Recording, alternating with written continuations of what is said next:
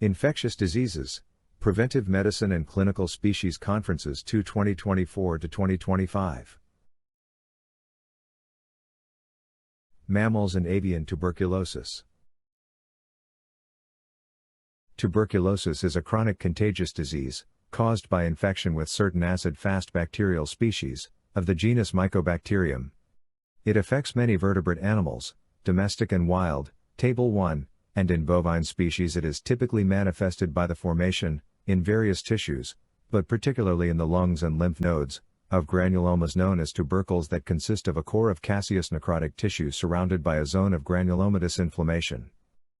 The term tubercle bacillus was introduced by Robert Koch, who first described the causative agent of tuberculosis in humans in 1882. This organism has subsequently been found to be only one of many very different acid-fast bacilli. For a long time the term tubercle bacillus has been applied to not only what is today known as the Mycobacterium tuberculosis complex, but also to distinct species such as Mycobacterium avium. It is therefore necessary to define the term tubercle bacillus whenever it is used. The characteristic appearance of the lesions, however, differs according to animal species and the respective Mycobacterium sb. with which it is infected. Before effective control measures were adopted, it was one of the major diseases of humans and domestic animals. The disease in humans still remains one of the most important notifiable infectious diseases in the developing world, and is the single biggest public health problem in world, hugely complicated by an HIV/AIDS epidemic of shattering dimensions. The various veterinary control measures applied at present are aimed at eradication of the disease in livestock and the containment of Mycobacterium bovis infection in wildlife within the infected game reserves. For many years tuberculosis appeared to prevail over the entire globe, and annually caused more deaths in humans than all of the so-called scourges and wars put together. The records of the Parsees, the Mosaic Laws, the Talmud and other ancient documents all refer to a malady that can be identified as tuberculosis of humans. Much of the present knowledge of tuberculosis is based on the initial work of scientists like Lyonak and Villemin. Robert Koch first described the causative agent in 1882, and tuberculin, which proved to be a valuable diagnostic tool for the detection of the disease, was developed by him in 1891 for its supposedly curative value. Etiology. The mycobacteria are aerobic, considered gram-positive, although not readily stainable by the gram staining method, non-motile, non-spore-forming, straight or slightly curved rods, 1,5 to 4,0 microns long and 0,3 to 0,5 microns wide. Their cell walls have a high lipid content, which accounts for their resistance to acids, desiccation and most disinfectants, and also for their slow growth and hydrophobic characteristic in fluid media. Once mycobacteria have been stained with carbolfuchsin, they cannot be decolorized by acid alcohol, thus their name acid-fast bacteria. When isolation is attempted, the resistance afforded by the high lipid content of the cell wall allows treatment of samples with acid or alkali to kill microbial contaminants without destroying significant numbers of the mycobacteria in the process. The genus Mycobacterium consists of well over 120 species, most of which are environmental saprophytes that exist and multiply in a wide variety of substrates such as soil, water and plants, domestic and wild mammals, and birds. Some of these saprophytic mycobacteria may cause opportunistic infections in animals and humans, but others never cause disease.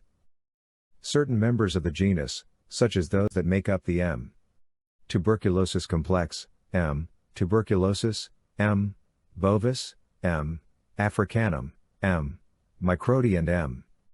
canneti, which are also known as tubercle bacilli and which cause tuberculosis in humans and animals, and M. lepri, which is the cause of leprosy in humans, are obligate parasites and are usually transmitted only by infected mammalian hosts.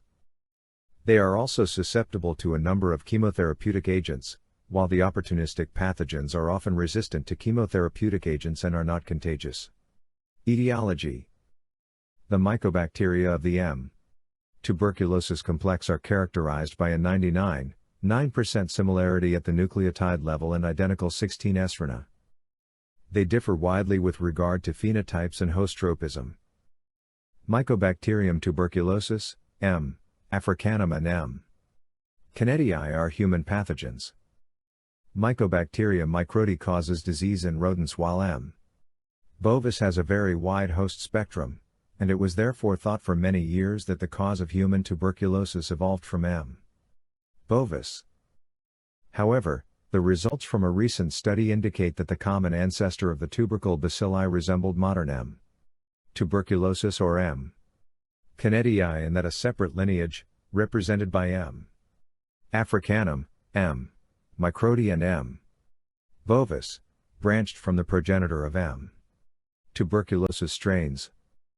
Successive loss of DNA may have contributed to the appearance of more successful pathogens in new host species as observed for M. bovis.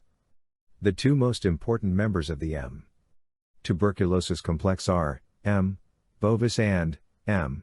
tuberculosis, which are distinguished from one another either on the basis of biochemical attributes, see table, or by advanced molecular tools involving the polymerase chain reaction, restriction fragment length polymorphism, spoligotyping, or variable numbers of tandem repeats. Mycobacterium tuberculosis was one of the first mycobacteria to be described. Mycobacterium bovis, which is closely related to M. tuberculosis, causes tuberculosis mainly in cattle but may also affect other species, including humans, if there is contact with tuberculous cattle or their products. The most important mycobacterial species causing disease in livestock are M. bovis, serovars of the M. avium complex, M. avium subsp. paratuberculosis, and M. genus, which causes bovine farcy, a purulent inflammation of superficial lymph vessels and nodes in tropical countries. In terms of the variety of animal species that it may infect, M. bovis is the most universal pathogen among the mycobacteria and produces progressive disease in many domestic and wild animals as well as in humans. The susceptibility of different animal species to infection with M. bovis, M.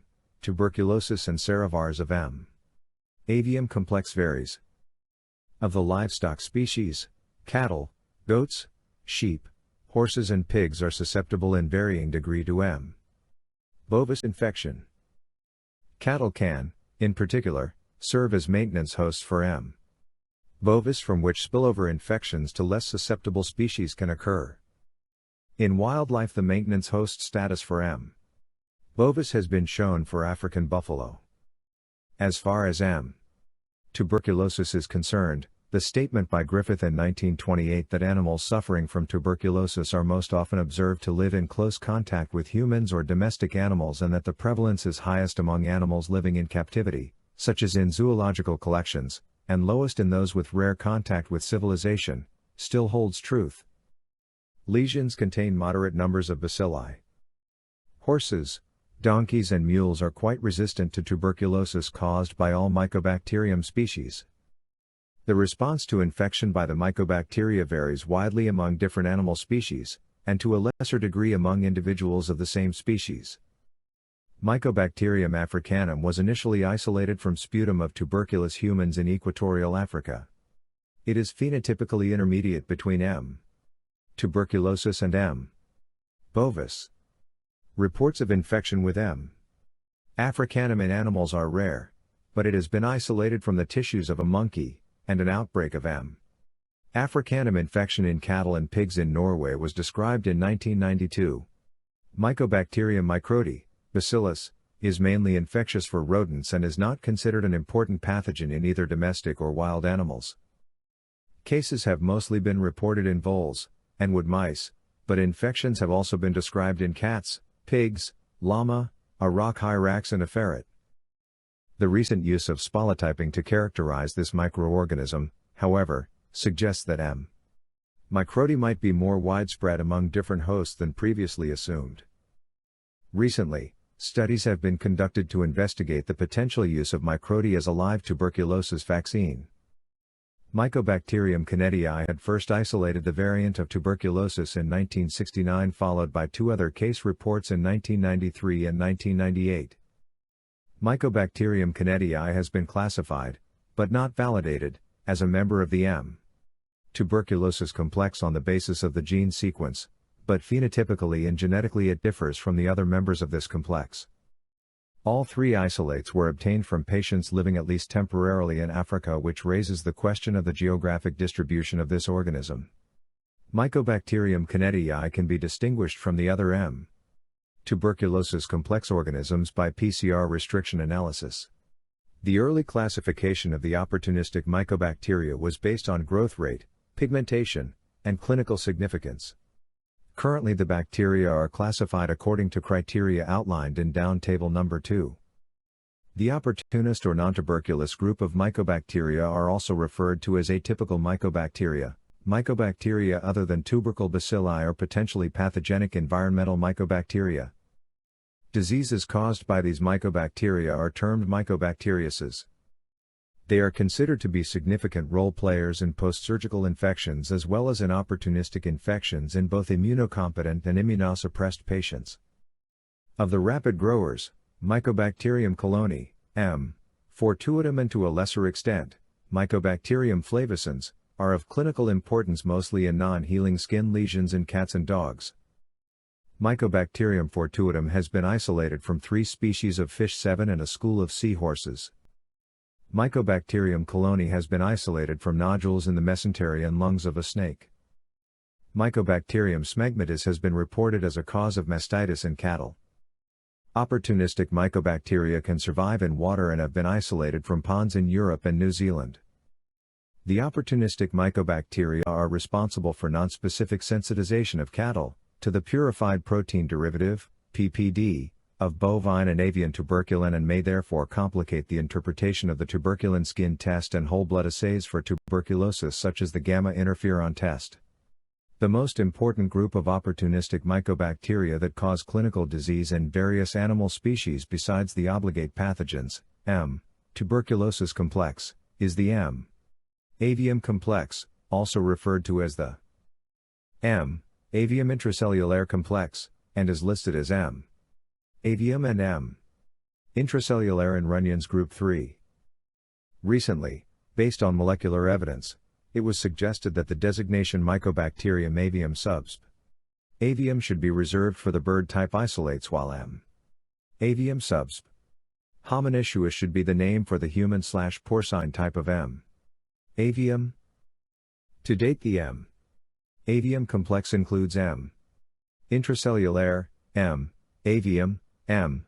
paratuberculosis, M. lepremurium, pathogenic for rodents but not for humans, and the wood pigeon bacillus. The M. avium intracellular complex, as it was known until recently, consisted of 25 serovars, including M. avium, serovars 1, 2 and 3, and M. intracellular, serovars 4 to 25. Recent developments in the taxonomy based on the structural relatedness of DNA, RNA and protein between M. avium and M. intracellular have confirmed that they are distinct species. The division into 25 serovars is based on differences in seroagglutination, immunodiffusion, typing and DNA/DNA hybridization. Members of the M. avium complex are the most widespread of the mycobacteria in the environment. Some are saprophytes and others are pathogens of birds and mammals, including humans. They are a major source of opportunist infection in humans suffering from acquired immune deficiency syndrome. Serovars 1, 2 and 3 produce progressive disease in poultry and birds under natural conditions. The other serovars, when inoculated into chickens, only produce minimal disease.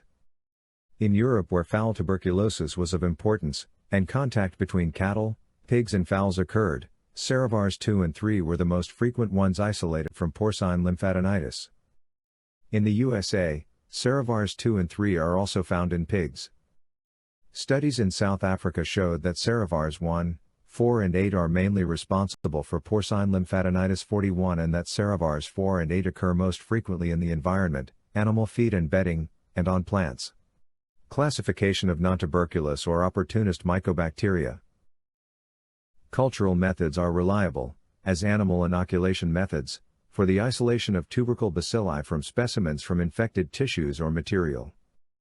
All members of the M. tuberculosis are slow growers and non-pigmented, and fail to grow at room temperature, 25 degrees Celsius. They are catalase negative after being heated to a temperature of 68 degrees Celsius. They are sensitive to anti-tuberculous drugs, with the exception of those strains which have developed drug resistance. Members of the M.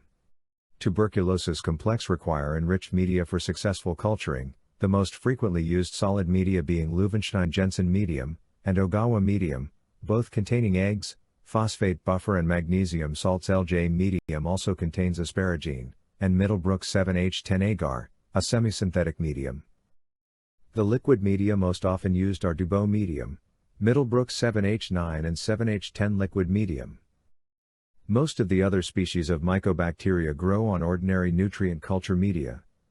To facilitate the isolation of a member of the M. Tuberculosis complex from infected tissues, a specimen that consists of solid tissue should be finely minced and then placed in a small quantity of normal saline solution. This material, as well as fluid specimens such as sputum or exudate, should be decontaminated by treatment with an alkali, 4% NaO, or an acid, 2% HCl. The exposure time must not exceed 30 minutes. The alkali or acid is then neutralized and the specimen is centrifuged in order to concentrate the organisms in the sediment, part of which is then inoculated onto suitable media. Cultures should be incubated at 37 degrees Celsius.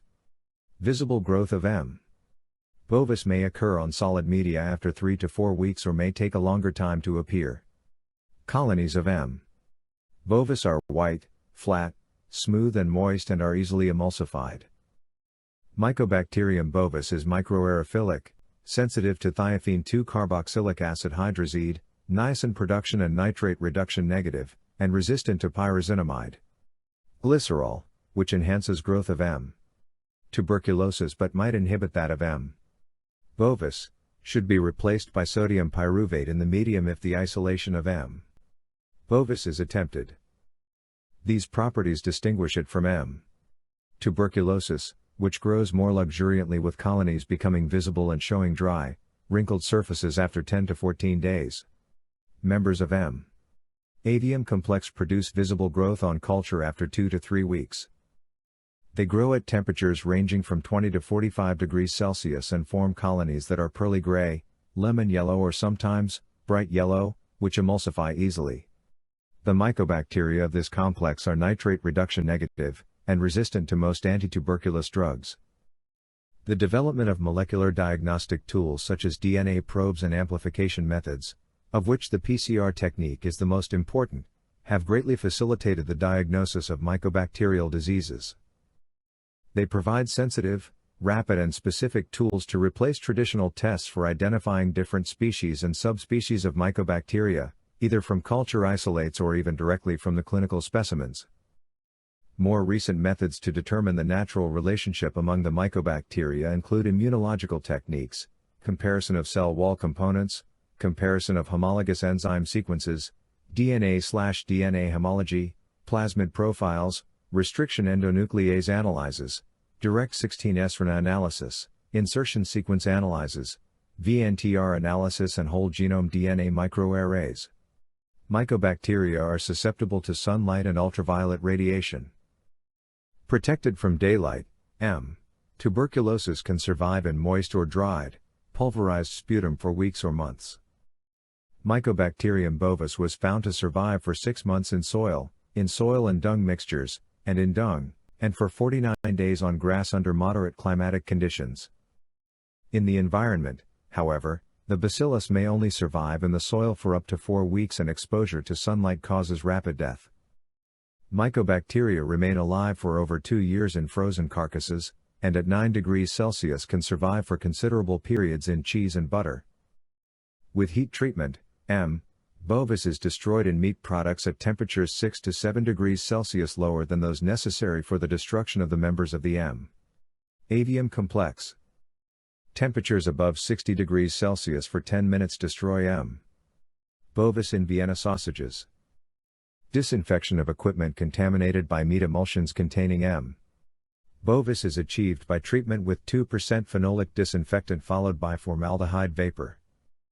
Disinfectants such as 3 to 8% formalin, 5% phenol or 3% iodophor kill mycobacteria, as does exposure to a temperature of 60 degrees Celsius for 15 to 20 minutes.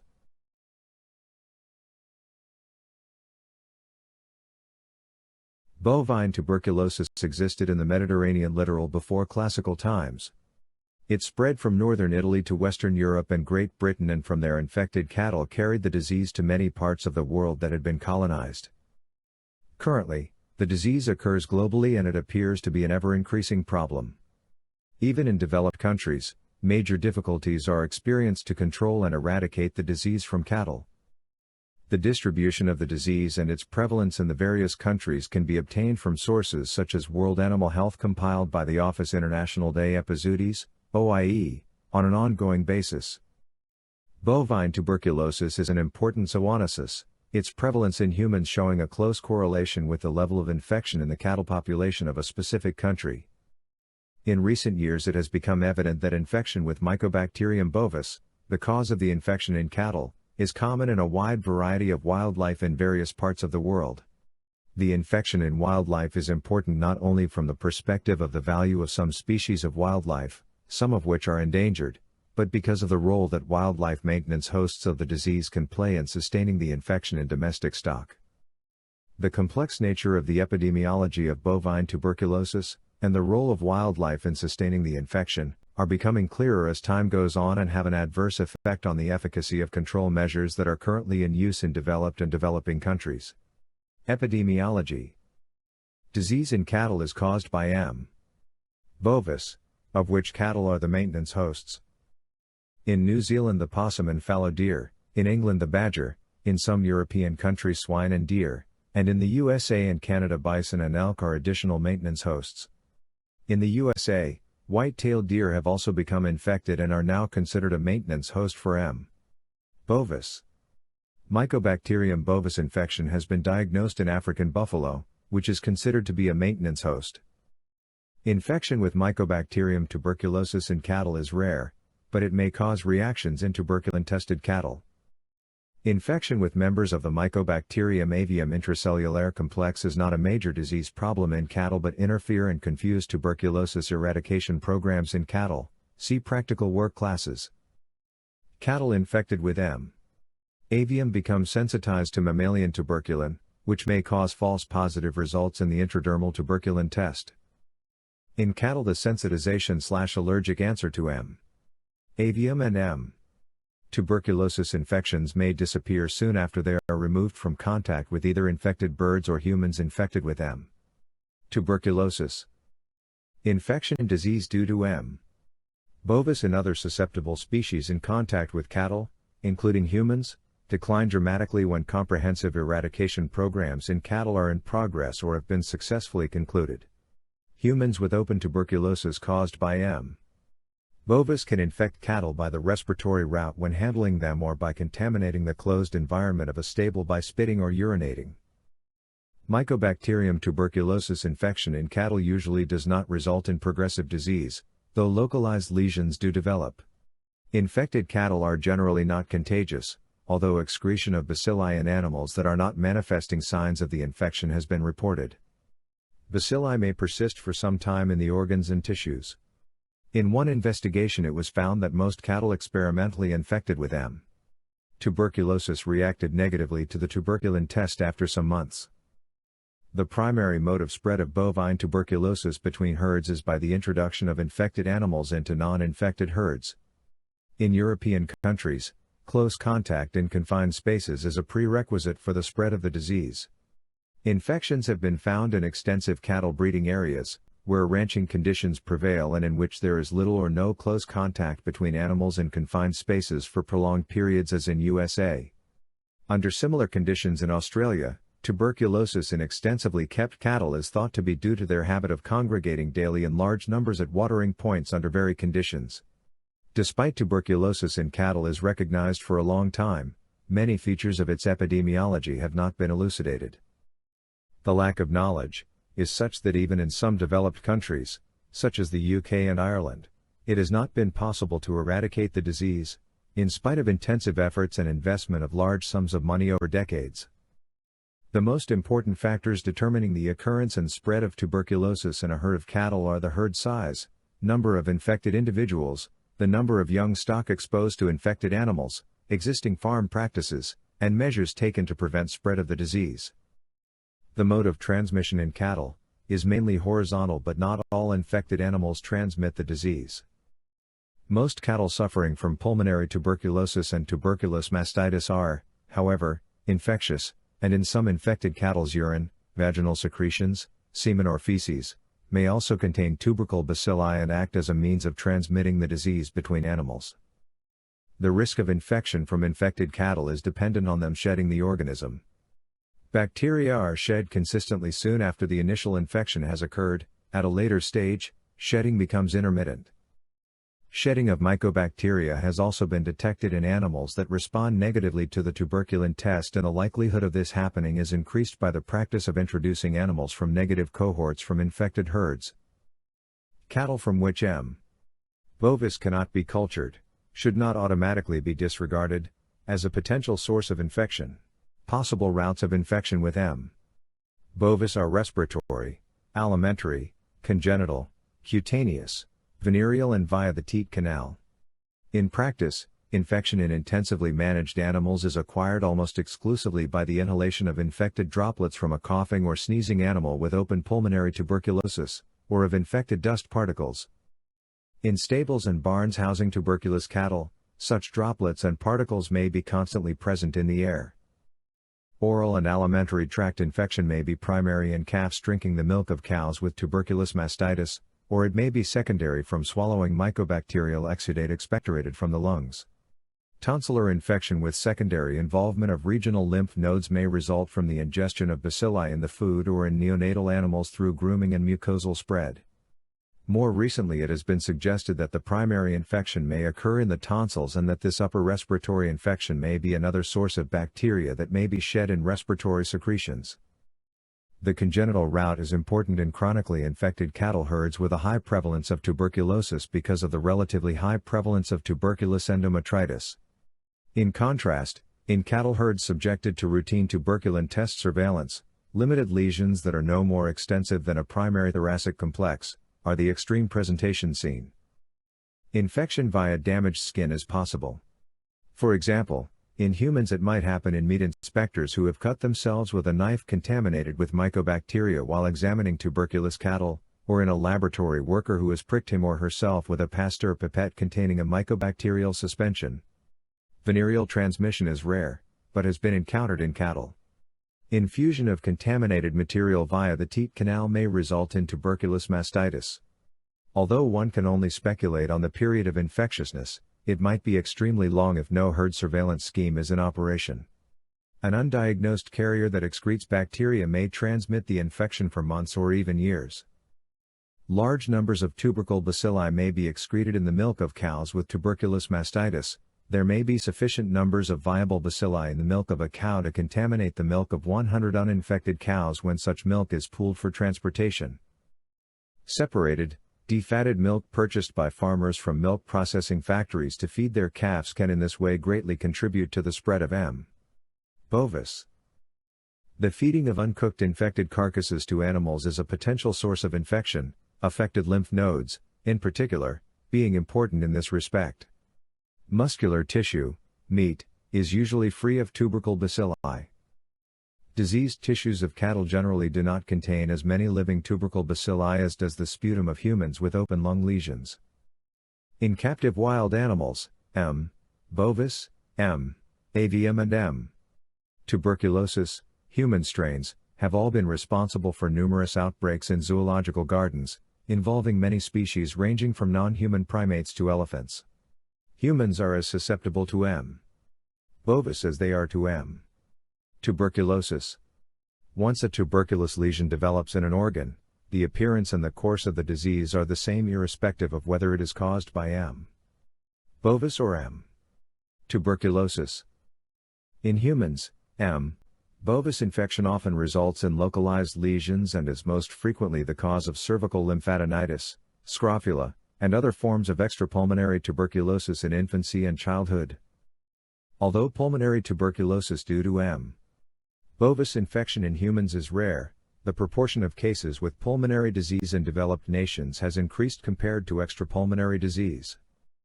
Compared to the extent to which humans infect humans with tuberculosis, transmission from animals to humans is currently a minor problem. Extrapulmonary tuberculosis is typically transmitted via cow's milk.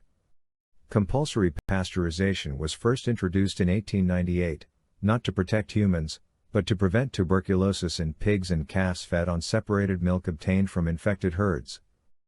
The varying use of pasteurization and inability to control the disease in cattle will in all likelihood have a significant effect on the prevalence of the disease in humans in developing countries.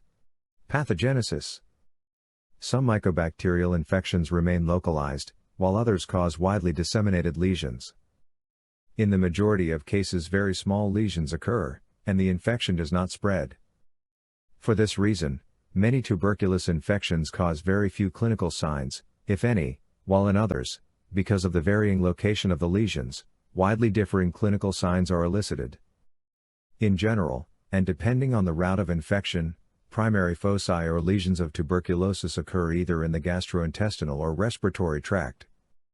In the former site, lesions are found primarily in the lymphoid tissues, whereas in the respiratory system, both the lung parenchyma and the regional lymph nodes are affected, known as primary complex. These variations are the consequence of unexplained variations in the pathogenicity of the organisms in different species, and the inherent characteristics of the organisms. Thus, it appears from experimental results, that the age of the animal, route of infection, strain of the organism, and the dose of bacteria, will influence the length of time required for the disease to develop. Lesions in different sites, in the same animal, may evolve independently of one another. At any given time, some may be regressing, while others may be stable or expanding.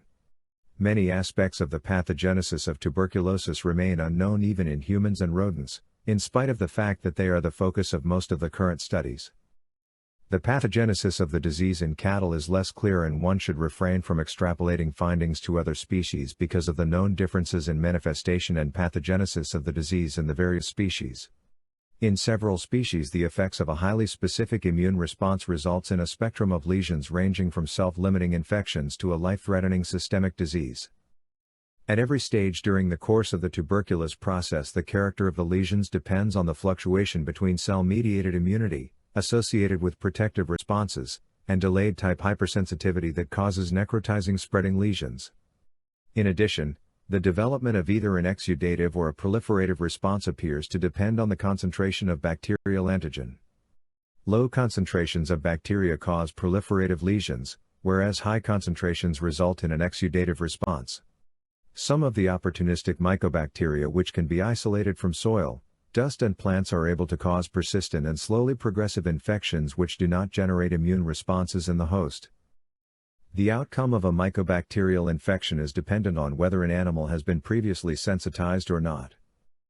The lesions in infected cattle may remain dormant for extended periods, progress or regress. In unsensitized hosts, initial multiplication of the bacteria and macrophages results in a primary lesion, spread to the regional lymph node, and the development of a mild bacteremia as soon as 15 to 20 days after the infection has taken place. This bacteremia may terminate in the development of metastatic foci, a process referred to as post-primary dissemination. Following the development of cell-mediated immunity, however, most of the foci of infection, with the exception of those in certain vulnerable sites such as the lungs, bone, kidneys and meninges, are destroyed. In the vulnerable sites, the bacterial population is reduced but persists and is not totally eliminated. The genotype of individual animals may also influence the response to a mycobacterial infection. In erogenous infections, bacteria are inhaled in droplet nuclei. Only those droplets of 2 to 5 m diameter have the ability to reach the alveolar spaces of the lungs where they are deposited, and the bacteria are phagocytated by alveolar macrophages.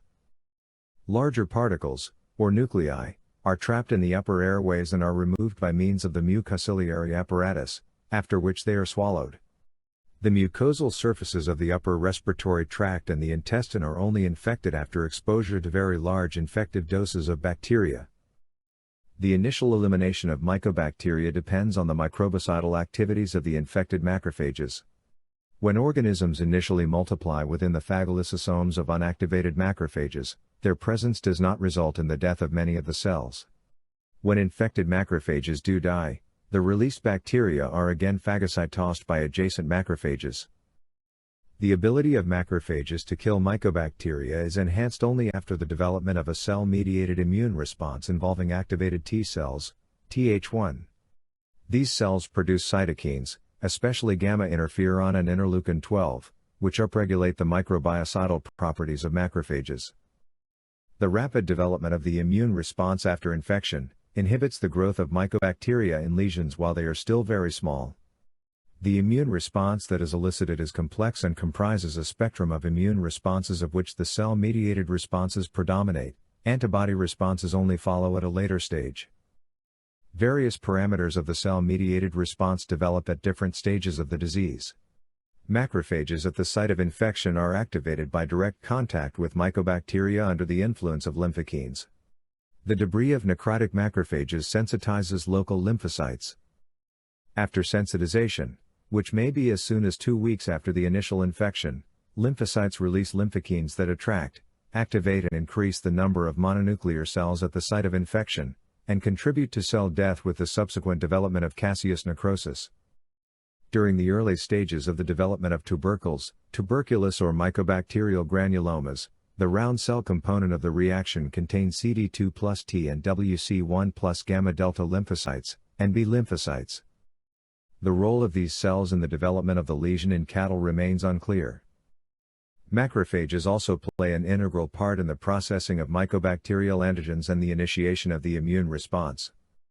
Cell death caused by the delayed hypersensitivity reaction may be the result of lymphokines, toxic components of the bacteria, ischemia, antigen-antibody reactions, hydrolytic enzymes and reactive oxygen intermediates released from apoptotic or necrotic macrophages and neutrophils, and tumor necrosis factor.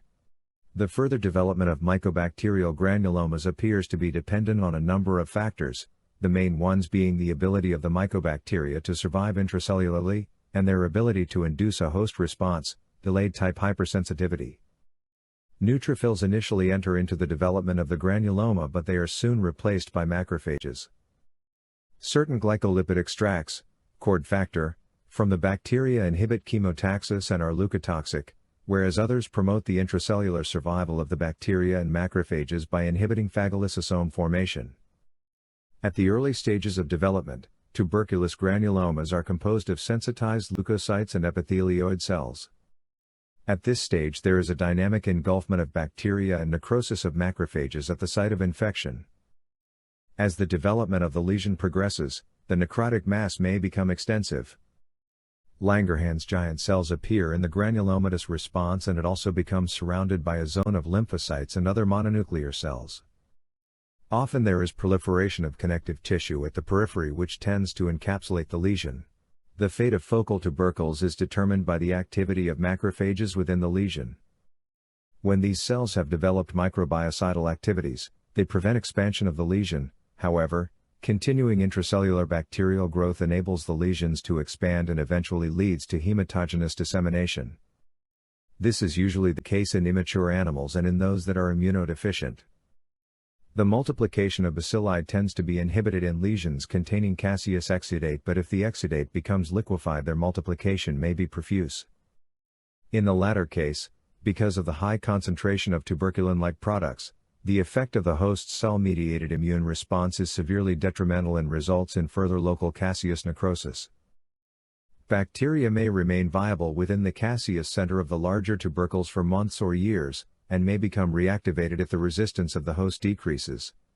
Caseous lesions may undergo liquefaction, because of the effects of hydrolytic enzymes from macrophages and neutrophils. This liquefied material is an excellent culture medium for the bacilli and contains large numbers of them. Liquefaction of the caseous exudate may lead to the disintegration of surrounding tissue, including the walls of ducts or tubes. If this occurs in the lungs, for instance, the entrance and spread of mycobacteria in the bronchial tree may result in extensive tubercular pneumonia.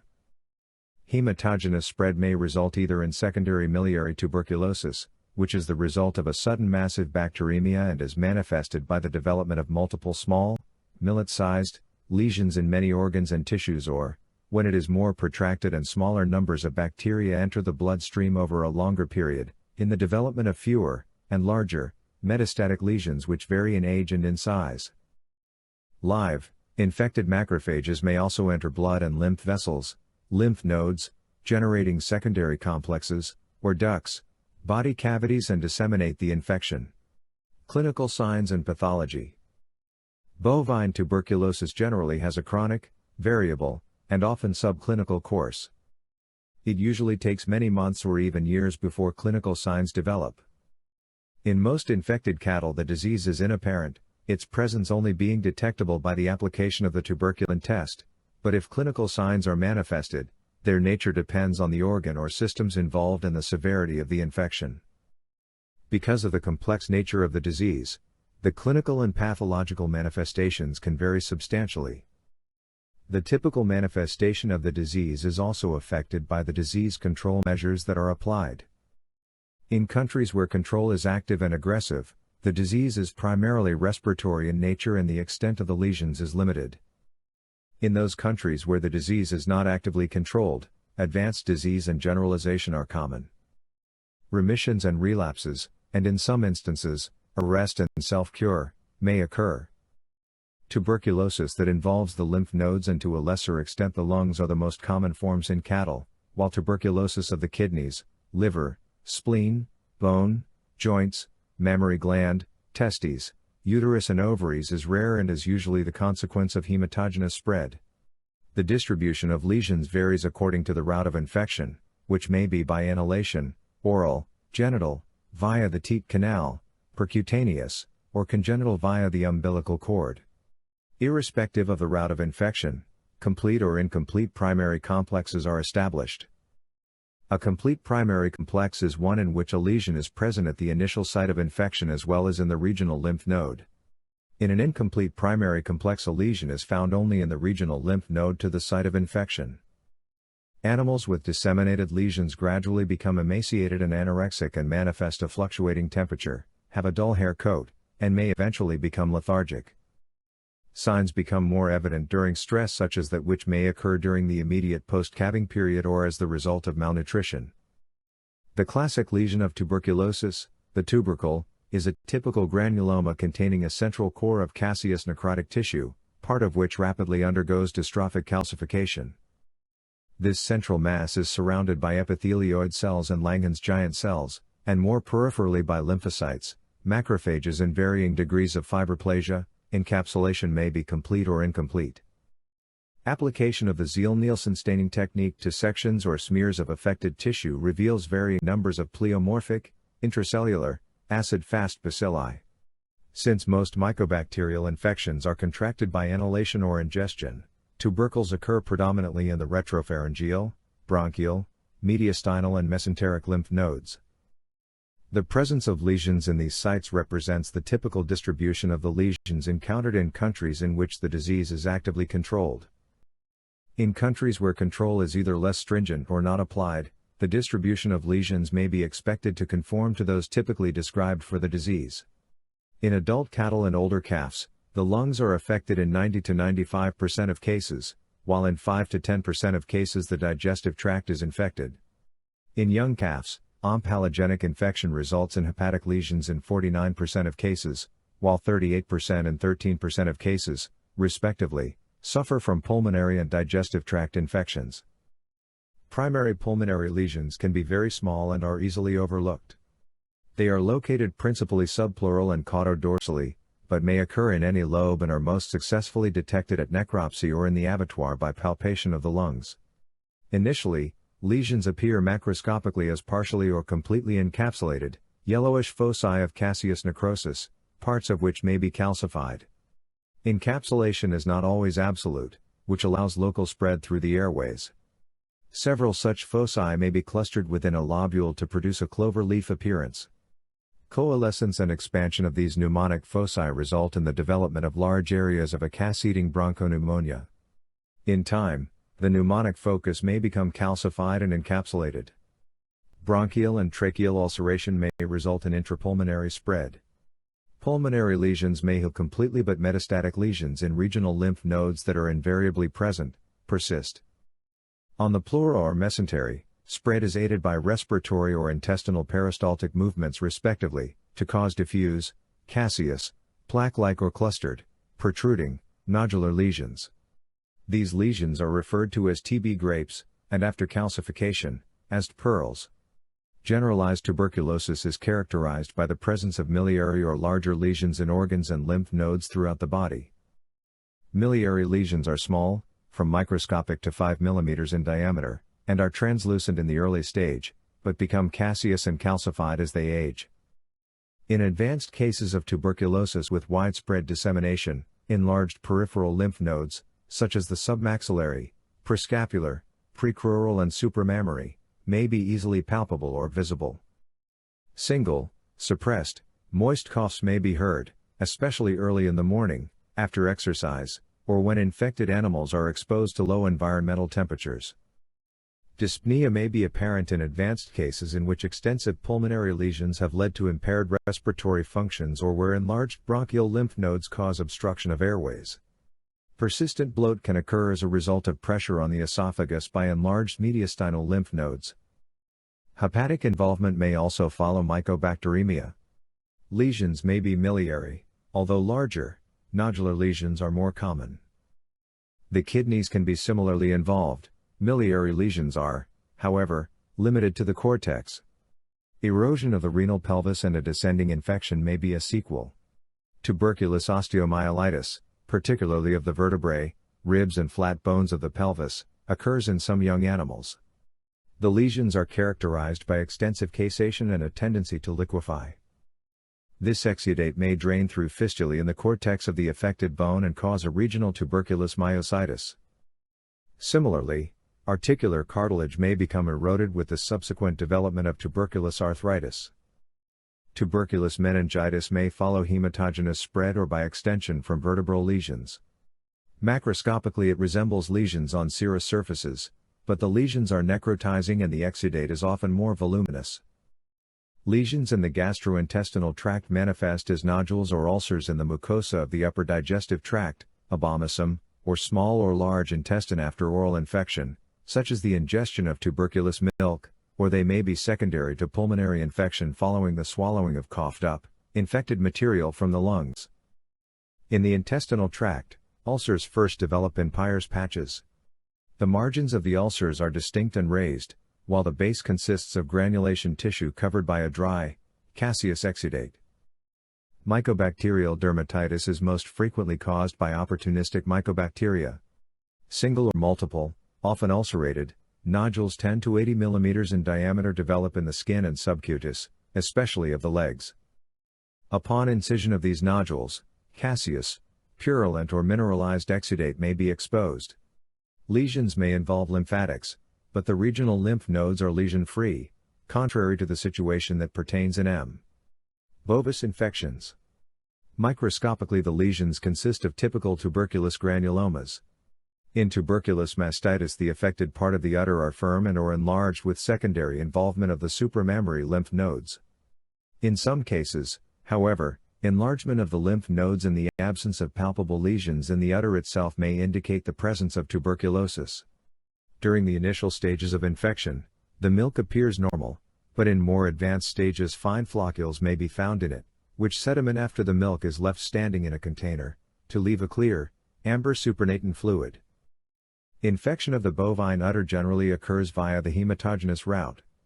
Various forms are encountered, the most common, 80 to 90% of cases, being chronic organ tuberculosis, in which most of the lobules in an affected gland are replaced by granulation tissue which accentuates the lobulation as the lobules acquire a grayish-red to white color. Microscopically, lobular outlines are retained but diffuse granulation tissue obliterates the acinar tissue. The intra- and interlobular ducts are always affected, showing marked thickening of the walls due to formation of granulation tissue, while their luminal surfaces tend to caseate. Intramammary spread is solely via the ducts. Contrary to what would be expected, the regional lymph nodes are usually not involved. Disseminated miliary tuberculous mastitis, in which nodules of up to 10 mm in diameter are formed, is less common. These lesions occur in clusters and tend to caseate and become calcified. The interlobular ducts are extensively affected. The third form is caseous tuberculous mastitis, in which large irregular areas of dry, yellowish, caseous necrotic tissue surrounded by a hyperemic reaction zone develops. Confluence across interlobular boundaries commonly occurs. Microscopically, there is an exudate composed of fibrin and numerous leukocytes present in the necrotic areas. The fourth manifestation of tuberculous involvement of the mammary gland is tuberculous galactophoritis. In this form, affected lactiferous ducts are dilated and filled with exudate while the acini are relatively uninvolved. The duct walls in these cases are greatly thickened by granulation tissue containing a mononuclear cell infiltration.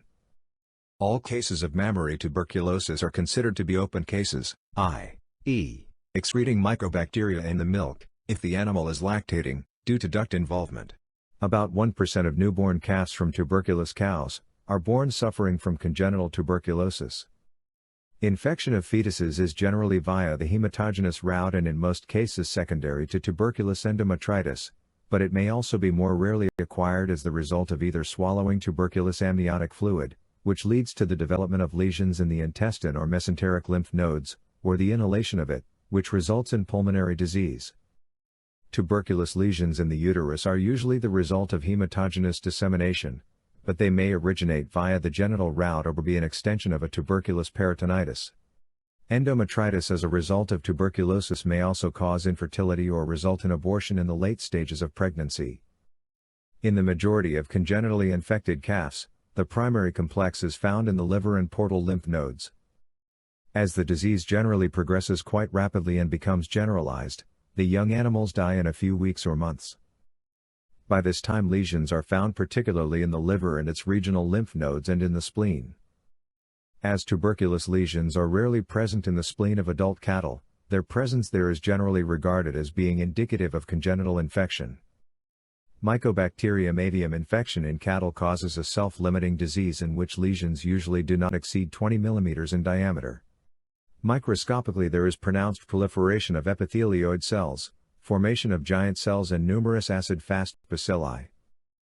Mycobacterium tuberculosis infection usually does not progress beyond the development of small granulomas in the pharyngeal, thoracic and mesenteric lymph nodes. Diagnosis and differential diagnosis. The clinical examination of an animal suspected to be suffering from tuberculosis requires a thorough palpation of all the superficial lymph nodes, the udder in females, and percussion and auscultation of the pulmonary area. A comprehensive investigation of the history of the herd is important. This should include pertinent questions about the previous introduction of animals into the herd, abattoir reports on animals sent for slaughter, the possibility of bovine tuberculosis on neighboring properties, and other species that may be suffering from bovine tuberculosis. A clinical suspicion diagnosis of tuberculosis must be confirmed by laboratory tests. Not all specimens will yield bacteria. In all instances, final confirmation of the diagnosis is dependent on culture and identification of the causative organism. Tubercle bacilli may be tentatively identified by light microscopy of smears prepared from the content of lesions and stained by the Zeil-Nielsen method. Soon after Robert Koch discovered the causative organism of tuberculosis in 1882, it was found that a filtrate of the culture medium in which it had been grown could be used as a diagnostic agent when inoculated into infected animals. The reactive filtrate was later identified as tuberculoprotein and named tuberculin, is employed to detect delayed hypersensitivity in animals and humans infected with mycobacteria. Tuberculin itself, when injected parenterally, will not induce hypersensitivity. Tests in England and the Netherlands had shown that PPD, purified protein derivative, tuberculin produced from M.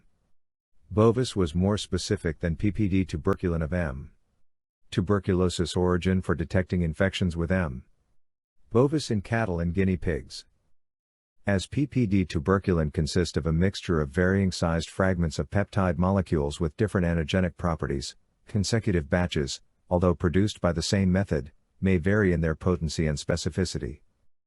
Each newly produced batch is compared to a well-defined standard produced by the same method as the batch under test, and the potency is then expressed in biological units of tuberculin.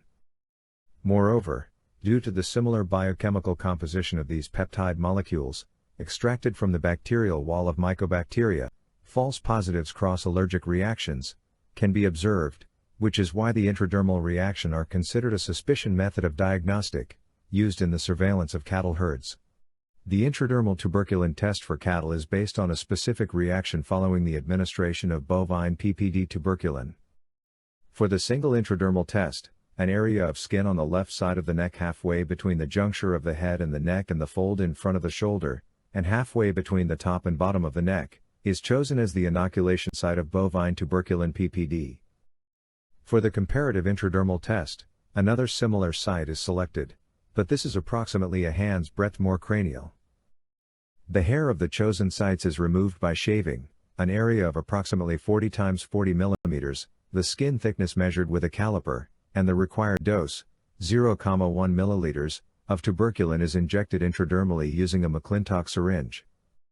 If a comparative tuberculin test is performed, avian tuberculin PPD is injected at the site nearest to the head and bovine tuberculin PPD at the site nearest to the shoulder. The result of the test is read 72 hours after tuberculin has been injected. The comparative intradermal test is generally used for herds 1. Are tested for the first time. 2. Where tuberculosis status or the history of the herd is unknown or vague. 3. When nonspecific reactions occur, or 4. When problems have been experienced with the interpretation of the tests. The simultaneous use of both avian and bovine tuberculin is thus to obtain a definite result in suspicion of the presence or absence of tuberculosis caused by M. bovis in a herd. The single intradermal tuberculin test, on the other hand, is mainly used 1. Where the negative tuberculosis status is known, or 2. Where herds have already been tested negatively for tuberculosis caused by M. bovis. The skin reaction is interpreted according to whether a single or comparative intradermal test was performed and whether the herd history indicates a non-infected or potentially infected herd. The interpretation of the tests is summarized in PW Labs. As a general guideline, an increase of 4 mm and more in the bovine PPD reaction, or a difference of 5 mm between the avian and bovine PPD reaction in previous negative herds, or 3 mm in established positive herds, are regarded as a positive reaction. In the interpretation of the comparative tuberculin test, the reaction is regarded as negative for bovine tuberculosis if the swelling on the injection site of the avian tuberculin exceeds that of the swelling on the site for the bovine tuberculin. In an intradermal tuberculin test, a diagnosis is not simply made by measuring the increase in the thickness of the skin fold. If a reaction is present, 1. The appearance of the swelling may be round, flat, circumscribed or diffuse. 2. It may be red or blue. 3. Signs of oozing, edematous fluid and necrosis may be seen. 4. Swelling of the lymphatic vessels, in the skin surrounding the inoculation site may be evident. 5. Systemic changes such as shivering, ruffled hair, and listlessness may be observed. The site where each tested animal was injected must always be palpated because reactions may occur that are not clearly visible. And palpation will reveal 1. Consistency of the reaction. 2. Presence of edema. 3. Local increase in skin temperature. 4. Pain, and adhesions between the skin and the subcutaneous tissue. In addition, the state of regional and other superficial lymph nodes should be assessed by palpation. These, especially the superficial cervical, prescapular, and supramammary lymph nodes, may be swollen. However, it is important to remember that an increase in skin thickness may occur without any of the above signs being present. In such cases, one has to rely mainly on the guidelines provided for the increase in skin thickness as well as the herd history to finally make a suspicion diagnosis. It is important to consider all the variables that might influence the final suspicion, and thus the herd is not immediately classified positive merely on the detection of a single positive sign. The interpretation of the test is done on a herd basis. Depending on the previous history of the herd and the results obtained following the visual inspection of the test site of all the animals before each animal is examined individually, the herd is provisionally classified as free, or possibly free from tuberculosis, or as infected according to the criteria seen at Practical Works. Other factors that must be taken into consideration during the interpretation of the intradermal test include the age of the animal, the possibility of infection with species of mycobacteria other than M. bovis, see below, or with other organisms, and a number of physiological factors: gestation, parasites, infestation. In animals recently infected with M. bovis, 6 weeks to 3 months, a reasonably typical and large reaction should develop, whilst animals that have been infected for a long time, more than 6 months, will be less sensitive or even anergic. Para-allergic reactions. Mycobacteria spp. Including M. tuberculosis, M. paratuberculosis, M. intracellular, especially in pigs, and M. avium and other species grouped according to Runyon's classification of Group I to Group IV, have been incriminated as causes of nonspecific reactions. Pseudo-allergic reactions. Reactions caused by organisms closely related to mycobacteria, such as Nocardia spp., can cause problems in the differential diagnosis of tuberculosis. On culture, N. asteroids can also be confused with mycobacteria. Nonspecific reactions can also be caused by conditions such as actinomycosis, actinobacillosis, brucellosis, coronabacteriosis, infections by trichophyton spp., physioliasis and other parasitical diseases, peritonitis, abscesses and lumpy skin disease. Desensitization may occur in tuberculous cattle immediately before and after calving, resulting in false negative reactions. These animals return again to a positive status 4 to 6 weeks later. Anergic reactions. In cattle that are infected with M. bovis, but for various reasons show insignificant or no reactions at all to intradermal testing and exhibit no clinical signs, false negative diagnoses may be made. The occurrence of false negative, anergic skin test reactions is more common in chronically infected herds where infection may persist for years. During the acute phase of infection, animals usually produce florid, easily detectable skin test reactions. This means that the first whole herd skin test applied to an infected herd is likely to be the most successful test and may identify most if not all of the infected animals. Should an animal become anergic to a skin test, it is likely that such an animal has a high percentage chance of remaining negative to subsequent tests. In animals infected for a long time, the intensity of the reaction to the tuberculin test progressively declines. In 1 or 2% of the animals in infected herds, sensitivity to the tuberculin test may disappear completely. The most common conditions leading to false negative diagnoses are the pre-allergic stage of infection, inactive tuberculosis and advanced tuberculosis anergy. Accumulation of antibodies in the colostrum, prior to and immediately after calving, could explain why infected cows, 3 weeks prepartum to 3 to 6 weeks postpartum, tend to show a decreased sensitivity to the tuberculin test. Paraparturient stress, though, may be a more logical explanation for increased anergy in pregnant/early lactating cows. Prolonged chemotherapy of infected animals may lead to destruction of all the mycobacteria, leading to the disappearance of the allergic response. Reactions that occur following the administration of bovine tuberculin to cattle free from M. bovis are nonspecific. The family Mycobacteriaceae embraces many members and cross-reactions are common. The fact does not seriously affect the interpretation of the tuberculin test, since there are well-described methods to differentiate these nonspecific reactions from reactions due to infection with M. bovis. As bovine tuberculosis is progressively eradicated from a country, the nonspecific reactor problem becomes greater in that the percentage of reactors showing no gross lesions at slaughter tend to increase. As only very small lesions may be associated with pronounced reactions to the tuberculin test, a very thorough post-mortem examination are required to detect them. In order to detect all positive cases in a herd, retesting is necessary. This will expose certain reactivated anergic cases as well as animals in the pre-allergic stage. Thorough clinical examination, supported by microscopical, bacteriological and biological tests, may also expose some anergic cases. Despite a long and consistent search for suitable serological assays that detect circulating antibody, none of the methods developed have shown sufficient sensitivity or specificity for routine diagnosis. The specificity is further negatively affected by the common antigens shared with other bacterial genera, such as Nocardia and Corynebacterium. For this reason, serological tests remain inadequate for clinical application for the diagnosis of the disease. The interferon gamma, IFN gamma, assay is basically a two-phase test that involves the overnight incubation of whole blood with PPD. The following morning the plasma is removed and tested for the presence of the cytokine IFN gamma using a sensitive and specific enzyme immunoassay system. Initial comparisons of the IFN gamma test and tuberculin test determined that the IFN gamma test had better sensitivity than the tuberculin test, and that maximum sensitivity could be achieved using both tests in parallel.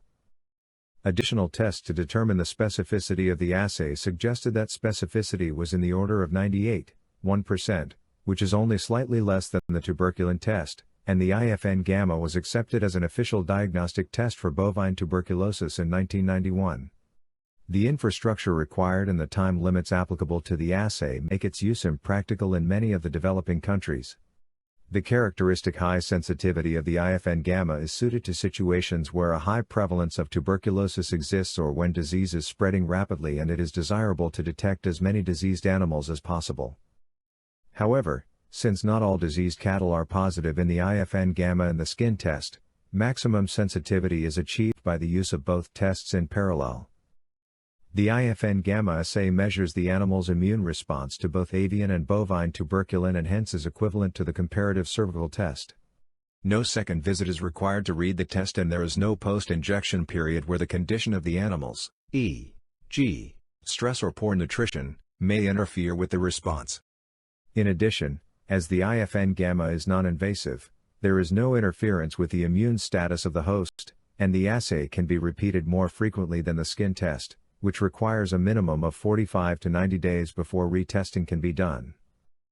Numerous field trials performed around the world, Ireland, Northern Ireland, the USA, Spain, Italy, Brazil and Romania, have confirmed the results of the work done in Australia and New Zealand. The IFN gamma assay has also proven to be useful for the diagnosis of tuberculosis in Asian and African buffalo, goats and kudu. The technique has been evaluated in the testing of buffalo, with the advantage that the animals do not have to be recaptured to obtain a result as is required for the skin test. The insidious nature of the disease and the multiplicity of the rather nonspecific clinical signs it evokes, tuberculosis is difficult to diagnose on clinical grounds. The clinical examination of an animal, especially cattle, is aimed more at excluding various other conditions that could be confused with tuberculosis, than actually at diagnosing tuberculosis. Clinical conditions in cattle that may cause signs similar to bovine tuberculosis are traumatic reticulitis, contagious bovine pleuropneumonia, chronic pasteurellosis, foreign body or aspiration pneumonia, pharyngeal obstruction, actinobacillosis, coronabacteriosis, and various forms of mastitis. Snoring in cattle may be caused by enlarged tuberculous pharyngeal lymph nodes, but may also be due to the presence of polyps, inflammatory edema or granulomatous lesions caused by, for example, allergic conditions, fungal infections, actinomycosis or actinobacillosis in the nasal cavity or pharynx. Tuberculous mastitis cannot readily be distinguished from certain other forms of mastitis and its presence is not marked until the late stages of the disease. Fibrosis in the case of tuberculous mastitis is most readily detectable at the base of the gland instead of in the vicinity of the cistern as in most other forms of chronic mastitis, and abnormal milk is most commonly discernible at the end of the milking procedure, rather than in the beginning as in many other forms of mastitis. A provisional diagnosis of the disease can be made at necropsy or during inspection of carcasses at abattoirs. It must be kept in mind that more than 50% of infected animals can be missed during routine meat inspection. In animals that acquired the infection by inhalation, 70 to 90% of lesions are found in either the lymph nodes of the head or in the thoracic cavity. Lesions, however, may occur in any anatomical region of the body. To optimize the process of inspection, the following should be kept in mind: 66% of cattle have only one lesion, of which 86% can be detected should only the mediastinal and medial retropharyngeal lymph nodes and the lungs be examined. If, in addition, the parotid, caudal cervical, superficial inguinal and the mesenteric lymph nodes are inspected, 95% of the lesions will be detected. The variation in the appearance of lesions of the disease in different animals also makes the detection of lesions difficult for the uninitiated and for those who do not deal with the disease routinely.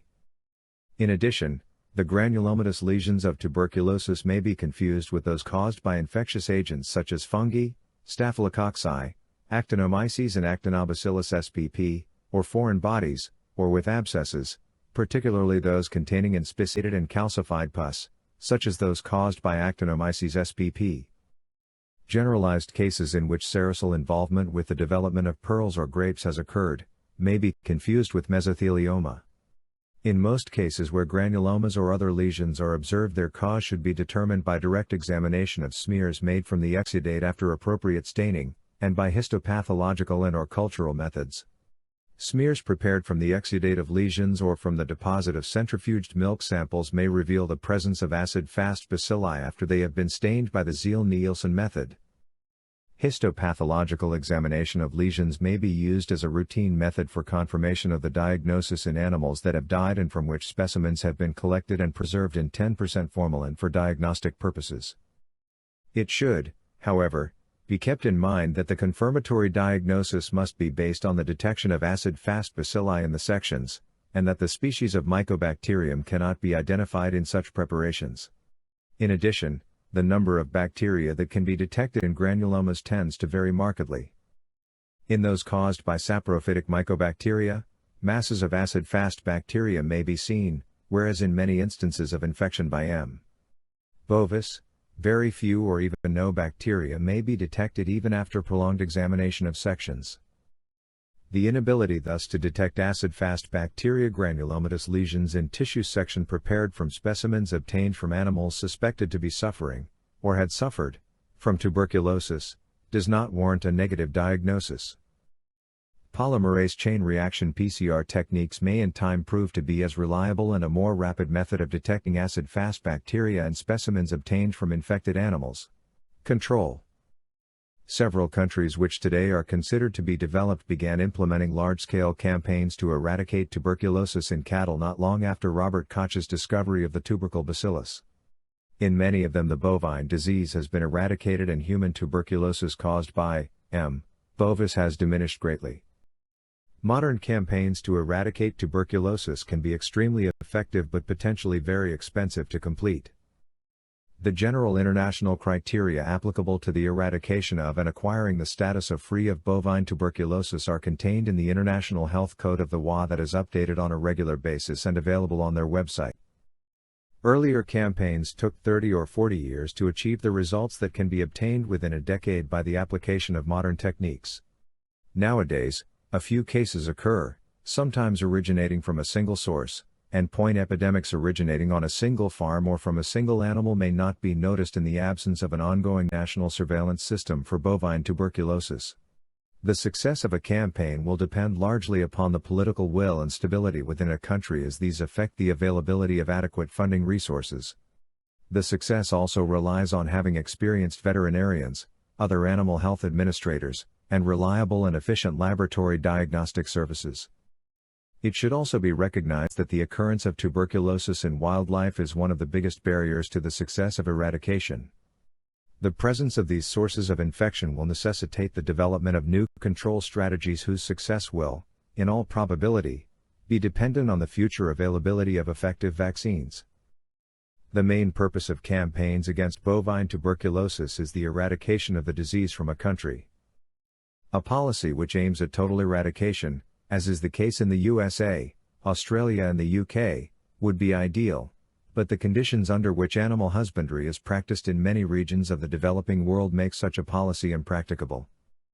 The two most widely used methods of control are the test and immediate slaughter method, and the bang method, which comprises the isolation of infected animals and the creation of a clean herd by the gradual elimination of cattle from the infected herd.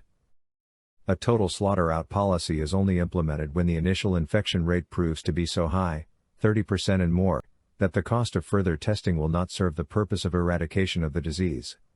Eradication on a national scale can only be achieved if there is 1. Full control over all movements of cattle, 2. Compulsory identification of all cattle, 3. Payment of an incentive to owners for the slaughter of positive reactors, 4. Compulsory testing of all cattle within specified intervals, 5. Establishment and maintenance of disease-free areas, with the eventual aim of incorporating the whole country, and 6. Sufficient funds and manpower to fulfill the task. Prevention. Pasteurization is recognized as a successful method to curtail the spread of the disease to humans and other animals that are fed cow's milk. Short time, high-temperature pasteurization is not always effective in destroying tubercle bacilli, even when the milk is retained in the holder for 20 to 25 seconds, rather than the prescribed minimum of 15 seconds at 72 degrees Celsius. Only those pasteurization plants with flow diversion valves will destroy all tubercle bacilli in milk. The efficacy of pasteurization also depends on the quality of the milk. When the cell content in milk is high, or if it contains pus, is sour, or is incompletely clarified, efficacy is lower. Milk products such as sour milk, buttermilk, yogurt and cream cheese made from inadequately pasteurized milk may contain tubercle bacilli, which can remain viable for 14 days after their preparation. In butter, they may remain viable for as long as 100 days. When modern equipment is used, the pasteurization of milk is an inexpensive procedure, but it should be done in strict conformity with health control regulations. On infected properties, mechanical, physical and chemical agents are used to render rooms, materials, fluids and other substances non-infectious. The most effective methods for destroying mycobacteria are those that are based on the use of heat, such as hot air, burning, cooking, pasteurization, and running or pressurized steam. Ultraviolet rays are biologically active at 21 to 33 degrees Celsius, and tubercle bacilli are killed within 20 minutes after they have been exposed to direct sunlight. Although the germicidal effect of artificially produced ultraviolet light on mycobacteria is utilized in some circumstances in laboratories and elsewhere, its pronounced toxic effect on the skin and eyes of humans requires that only indirect irradiation be used. Whatever the means of disinfection, it should be followed by very thorough physical cleaning of ceilings, walls, floors, tools, utensils, and furniture, using as large a quantity of water as possible. Inaccessible areas should be treated with a spray disinfectant. Premises and utensils must be disinfected several times at the beginning of any procedure. Final disinfection is done after the last tuberculin reactor has been removed from the herd. Tubercle bacilli are more resistant to chemical action than many other species of vegetative bacteria. Surfaces to be disinfected should be in contact with a disinfectant that has been demonstrated to be effective in destroying mycobacteria for at least 10 minutes. In some countries, regulations 3% formalin and in others 2% Lysol or 2,5% phenol are prescribed as the standard disinfectants. Phenol disinfectants are, on the whole, more effective than most substances, but they are difficult to dissolve in water and have a strong odor. Simple phenols are irritating to the skin. In the field, a 1 to 3% concentration of activated chloramine is recommended. Anorganic acids, alkaline substances, quaternary ammonium compounds and chlorides are ineffective. Cresols are less toxic and have some cleansing effect and good penetration but do not dissolve readily in hard water. Iodophors are potent and non-irritant to the nose and eyes, but they taint the skin, are expensive, and must not be mixed with soaps and alkaline cleaners. The treatment of animals of economic interest confirmed with tuberculosis is prohibited. Mycobacterium infections in sheep and goats. Clinical signs and lesions. Sheep are susceptible to infection with Mycobacterium bovis and Mycobacterium capri, but they rarely show signs of disease. Tuberculosis is less common in goats than in cattle and is rare in sheep, and generally occurs when these species are exposed to infected cattle. However, it has recently been reported to occur in milking goat flocks in Spain, where mortality rates varied from 20 to 50%. Goats appear to be a maintenance host for tuberculosis, and most cases are caused by a variant of M. bovis recently classified as M. tuberculosis subsp. Capri. Lesions are usually restricted to the respiratory tract, however, generalization is possible. The lesions of tuberculosis in goats and sheep relatively closely resemble those in cattle. Infection mostly occurs via the respiratory route, and lesions in almost all the cases occur in the thoracic cavity and lungs. Diagnostic assays used in cattle can be applied to sheep. Goats are highly susceptible to infection with Mycobacterium tuberculosis complex, particularly M. capri but also M. bovis and Mycobacterium microti. Mycobacterium avium complex also infects goats. Infection is widespread and herd prevalence can be high. Some countries utilize test and slaughter TB eradication programs in goats. Intradermal tuberculin assays and interferon gamma assay can be used, however, they show limited performance in goats. Lesions are most common in the respiratory, lung, mediastinal lymph nodes, and digestive tracts, mesenteric lymph nodes. Mycobacterium infections in pigs. Clinical signs and pathology. Pigs are susceptible to Mycobacterium tuberculosis, Mycobacterium bovis, and Mycobacterium avium complex. M. Avium and M. Avium homoniscius are the most frequently isolated. Granulomatous lesions are usually found in the cervical, submandibular, and mesenteric lymph nodes. In advanced disease, however, lesions may also be found in the liver and spleen. Typically, enlarged lymph nodes contain small, white or yellow, caseous foci, usually without any evidence of mineralization. Pigs with disease due to M. Tuberculosis may have similar regionalized lesions. Free-range pigs are particularly susceptible to M. bovis, which is usually acquired via shared grazing, or contact with infected wildlife or production animals. Infection can cause a rapidly progressive, disseminated disease with caseation and liquefaction of lesions. Serologic assays are particularly suitable for TB diagnosis in pigs. Differential diagnosis. Tuberculosis-like lesions in the lymph nodes of pigs may be confused with lesions caused by Rhodococcus equa and with streptococcal lymphadenitis, jowl abscess, caused by Streptococcus porcinus, which is characterized by abscessation of submaxillary lymph nodes and occasionally deeper nodes as a result of hematogenous spread. Mycobacterium infections in horses. Clinical signs and lesions. Horses and donkeys are relatively resistant to tuberculosis caused by Mycobacterium tuberculosis complex, including Mycobacterium bovis, and Mycobacterium avium complex, and they are usually spillover hosts. Where tuberculosis are controlled in cattle, sporadic cases occur in equines. When tuberculosis does develop in equids, granulomatous, non-calcified lesions are often found in the abdominal cavity, liver, and mesenteric lymph nodes, as well as the lungs and other sites. Fatal cases are usually due to a generalized miliary or multifocal infection involving the lungs, liver, spleen, and serous membranes. Allegedly, lesions occur commonly in cervical vertebrae, but no proof exists to substantiate this. In this form, painful osteomyelitis develops, which results in a stiffness of the neck and an inability to eat off the ground. Less common signs include pyuria, coughing due to pulmonary lesions, lymph node enlargement, nasal discharge, and a fluctuating temperature.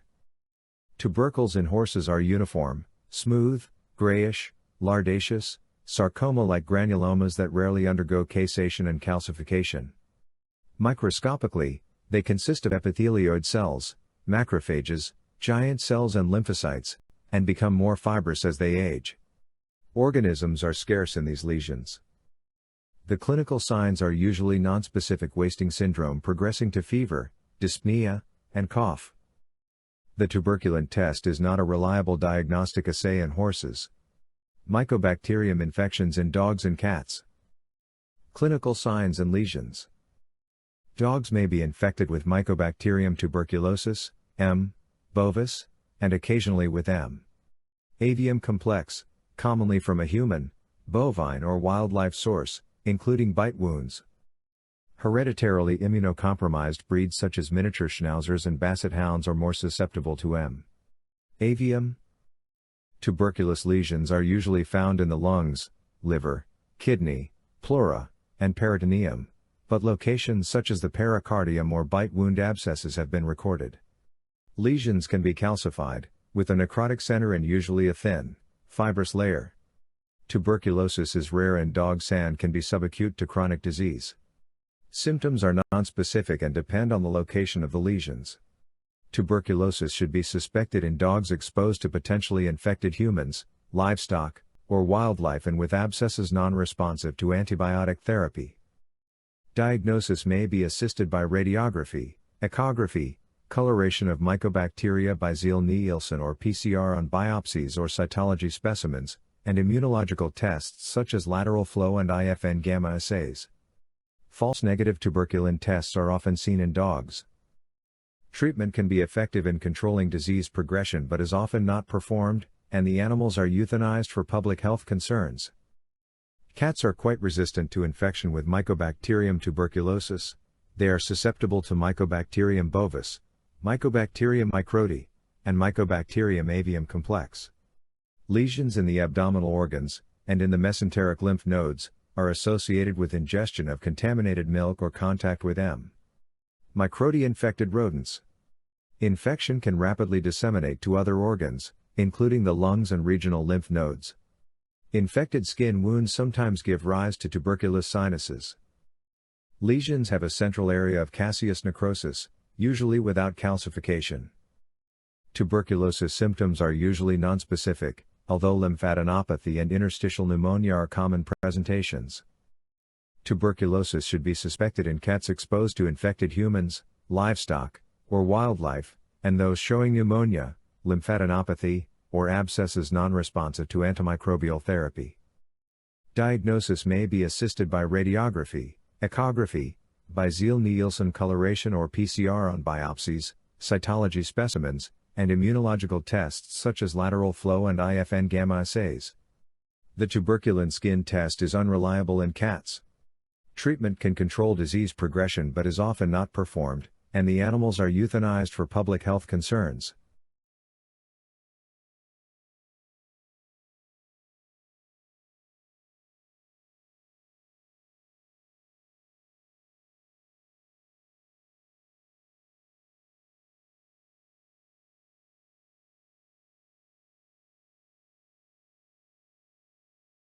Mycobacterium infections in poultry. Tuberculosis in poultry, which is predominantly due to Mycobacterium avium infection, can affect all birds, although susceptibility varies by species. Infection is chronic, leading to emaciation, decreased egg production, granulomas in multiple tissues, and death. Diagnosis is usually easiest when based on gross lesions and demonstration of the bacteria in tissue samples. Treatment is not recommended, because its duration and cost make it unlikely to be successful. Contaminated premises should not be used to raise poultry. Although M. avium can infect humans, serovars found in birds and humans are typically different. Nonetheless, precautions should be taken to avoid human exposure to infected birds. Tuberculosis in poultry is predominantly due to infection with Mycobacterium avium, in particular, M. avium. Tuberculosis is a chronic disease that occasionally occurs in small poultry flocks, game birds, pheasants, quail, and partridges, and, rarely, in commercial poultry. With the advent of free-range commercial flocks, the incidence may increase. The disease also occurs in captive pet birds. In poultry, tuberculosis usually affects the entire flock. However, the disease typically presents to the veterinarian as an individually affected live or dead bird. Birds that die from the disease are extremely emaciated, they have dramatic loss of muscle and no body fat. All avian species can be infected with M. avium. Chickens, pheasants, and partridges are highly susceptible to infection, turkeys are less susceptible. Waterfowl, duck and geese, appear to be relatively resistant. M. avium is also a cause of disease in swine and other mammals. Tuberculosis in avian species occurs worldwide. Etiology and pathogenesis. Tuberculosis in birds is predominantly due to infection with M. avium serovars 1, 2, and 3. However, some studies have reported cases of wild-caught cetacine being infected with Mycobacterium tuberculosis, presumably by their captors. More recent studies have described Mycobacterium gene events infection in pet birds and zoo. Held avian collections. Avian infections with Mycobacterium bovis and Mycobacterium fortuitum have also been reported. The most common route of M. avium infection in poultry is oral. Once inside a bird, M. avium bacteria replicate within macrophages, intestinal lamina propria, resulting submucosal and serosal granulomas of the intestines. The granulomas ulcerate, releasing the bacteria into the intestinal lumen. The bacteria are then shed in the feces. Fecal shed leads to contamination of the environment. M. Avium may enter the bloodstream and be transported to the liver, spleen, and bone, resulting in granulomas in those organs. Epidemiology and transmission. M. Avium infection is transmitted through contact with contaminated environments. The larger the infected population and the longer the birds remain on those premises, the higher the amount of bacterial contamination in the environment. M. Avium is typically ingested, although infection may be transmitted via aerosols. M. Avium may persist in soil for many years, therefore, contaminated premises should not be used to raise poultry, swine, or other susceptible species. Clinical findings and lesions. Difference between birds and mammals is the absence of lymphoid formations, lymph nodes, in birds, as result. Primary complexes are missing in the bird body. Granulomas have a tendency to calcification, are encapsulated, never calcified. Granulomas are found in those structures that express the way of penetration and the way of dissemination, the intestinal walls and contiguously or bloodily in the parenchyma where the lymphoid system has specific formations pyre, harder, fabriceous. Granuloma produced by M. Avium are very rich in bacilli. Decreased egg production, or diminished weight gain, may develop in poultry flocks affected by tuberculosis. In small flocks, these clinical signs are often missed until a few birds die. An observer walking through a flock might notice that the emaciated birds lag behind healthy birds. When affected birds are picked up, they feel lighter than unaffected birds.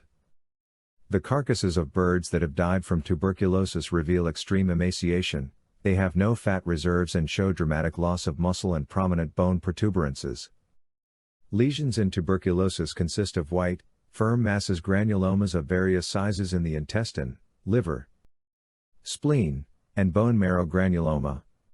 The intestinal wall is thickened and pale, and serosal masses are present. Diagnosis.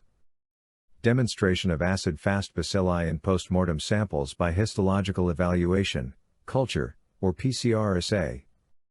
Antemortem tests, such as intradermal injections of avian PPD and serological tests, are not reliable for the diagnosis of tuberculosis in poultry, because they can provide false positive results. Fecal PCR assay are performed, however, shedding of M. avium in the feces may be intermittent. In poultry, tuberculosis is best diagnosed after necropsy. Acid-fast stains of crushed granulomas, upon histological examination of affected tissues, should reveal the presence of acid-fast bacilli. Unlike some mammalian tubercle infections, avian tuberculosis is characterized by numerous acid-fast bacilli. Culture using specific media may confirm the diagnosis, but it takes much longer for M. avium than it does for other bacteria. PCR assay and genomic epidemiological sequencing may be warranted in cases of human exposure. Differential diagnostic.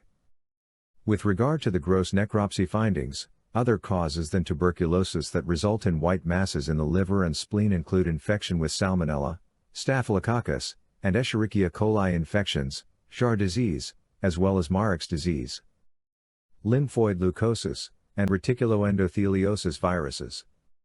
Treatment, control, and prevention. Treatment not recommended. /depopulation when possible. /environmental sanitation and biosecurity. Treatment of tuberculosis in poultry is not recommended, because antimicrobials are usually not efficacious. Thorough cleaning helps to lower bacterial load in the environment, however, it is unlikely to eliminate disease. Tubercle bacilli will accumulate in the environment over the time. Thorough cleaning and disinfection after infected poultry flocks in an all-in-all-out management system is feasible. When birds of the same age are exploited, and the shelters are depopulated. However, cleaning and disinfection might not be effective in housing systems that do not adopt all-in all-out management. As is the case with aviaries or rare bird collections, and tuberculosis infections in these systems can be devastating. M. avium is ubiquitous in the environment, and many wild birds are infected. Strict biosecurity is recommended to avoid introducing the pathogen to the premises. Although M. avium can infect humans, the serovars of M. Avium in infected humans are different from those in infected avian species. The serovars in humans are more closely related to those in swine than to those in birds. Nevertheless, special precautions should be taken when dealing with Mycobacterium infected birds.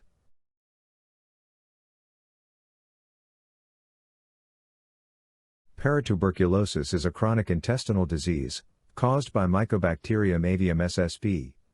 Paratuberculosis, that primarily affects ruminants and camelids. When this organism exists in a herd and no control measures are employed, animals usually become infected early in life. Many become asymptomatic chronic carriers, and a few carriers develop overt disease, usually after several years. Symptomatic animals generally die from cachexia or are culled due to the illness. None of the currently available drugs seems to be able to eliminate M. avium SSP. Paratuberculosis from an infected animal. Unless testing is done, paratuberculosis can exist undetected in a herd for years. Clinical cases can be particularly difficult to recognize in sheep, which often have more subtle clinical signs than cattle. In herds or flocks with uncontrolled paratuberculosis, the prevalence of infection tends to gradually increase, and greater numbers of animals become sick. This disease can also cause production losses, such as decreased milk yield. M. avium SSP. Paratuberculosis can infect animals other than its usual hosts, but the significance of these infections is still mostly unclear. This organism has been proposed to have a causative role in Crohn's disease, a chronic enteric disease of humans. While this is still controversial and unproven, concerns about a potential zoonotic role have helped stimulate the development of control programs for paratuberculosis. To date, these programs have generally been more successful in reducing the prevalence of infection in clinical cases than in eliminating the organism from a herd. M. avium subsp. Paratuberculosis can infect a wide range of hosts including non-ruminants but causes disease in ruminants, camelids, rabbits and hares.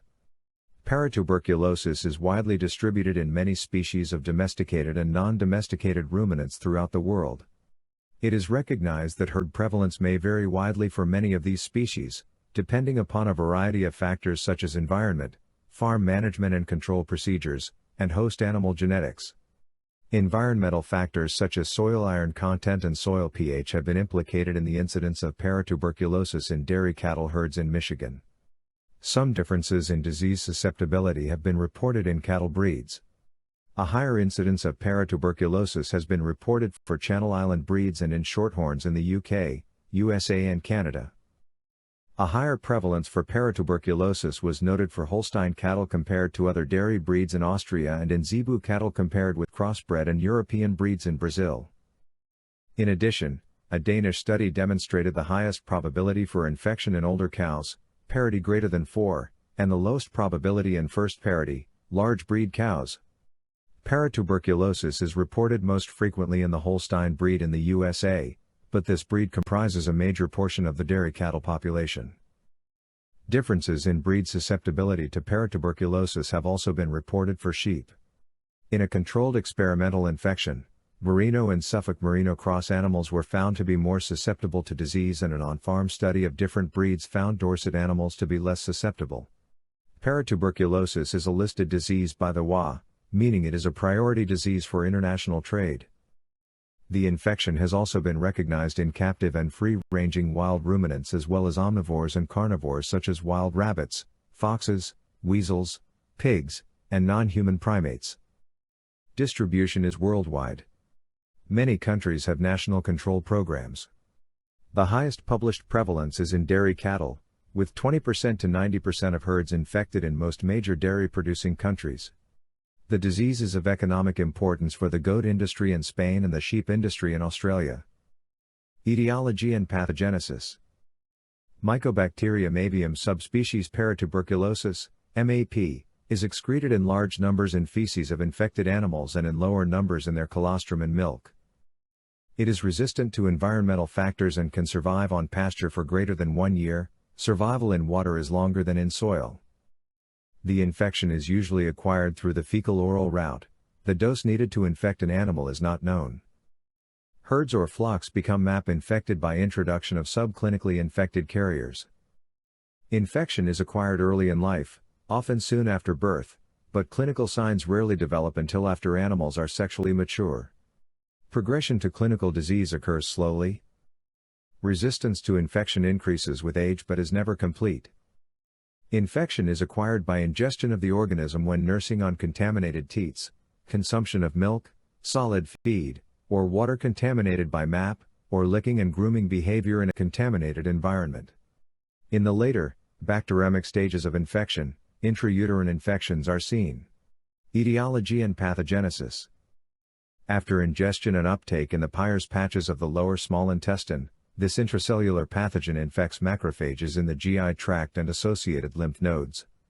It is possible that some animals may eliminate infection through a cell-mediated immune response, but the frequency with which this occurs is unknown. In most cases, the organisms multiply and will produce a chronic granulomatous enteritis that interferes with nutrient uptake, leading to the cachexia typical of advanced infections. This may take months to years to develop and is usually paralleled by a decline in cell-mediated immunity, a rise in serum antibody, and bacteremia with dissemination of the infection beyond the GI tract. Fecal shedding begins before clinical signs are apparent, and animals in this silent stage of infection are important sources of transmission. Clinical paratuberculosis in cattle is characterized by weight loss and diarrhea in the late phases of infection, but infected animals can appear healthy for months to years. In cattle, diarrhea may be constant or intermittent.